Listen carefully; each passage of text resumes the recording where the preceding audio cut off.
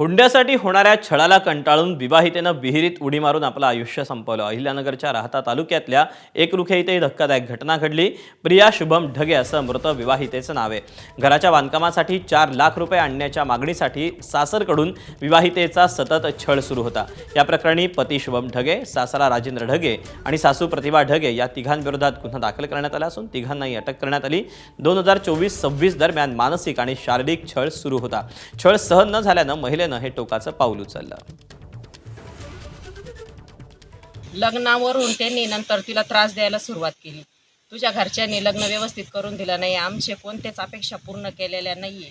त्यानंतर त्यांनी तिला पैशाची पण मागणी करत होते।